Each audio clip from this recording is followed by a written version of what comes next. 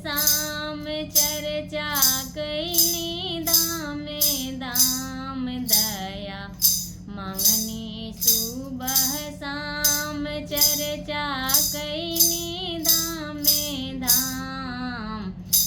शिव गुरु का मन गलती भैली हमरा ओर से आंचल भीगे लोर से नाय। शिव गुरु का मन गलती भैली हमरा ओर से आंचल भीगे लोर से ना। हम त गंगा जी में गईली जलवा भर भर के ले अइली। हम त गंगा जी में गईली जलवा भर भर के ले अइली। हम त जलवा चढ़ैली उठी भोर से आंचल भीजल लोर से ना। हम त जलवा चढ़वली उठी भोर से आंचल भीजल लोर से ना। शिव गुरु का मन गलती भैली हमरा ओर से आंचल भीजल लोर से ना।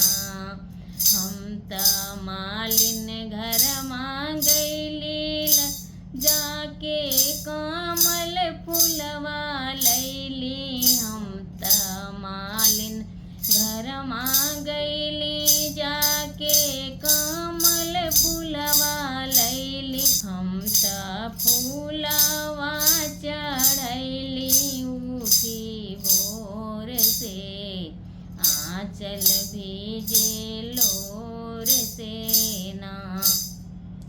हम त जलवा चढ़वली उठी भोर से आंचल भीजे लोर से ना। शिव गुरु का मन गलती हमारा ओर से आंचल भीजे लोर से ना। हम त बाग बगीचा गईली जाके भांग धतूरा लैली। हम त बाग बगीचा गईली जाके भांग धतूरा लैली। हम त धतूरा चढ़वली उठी भोर से आंचल भीजे लोर से ना। हम त धतूरा चढ़वली उठी भोर से आंचल भीगे लोर से ना।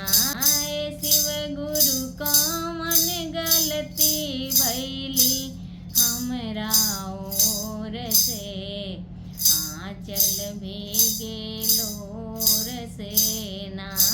शिव गुरु का मन गलती भैली हमरा ओर से आंचल भीगे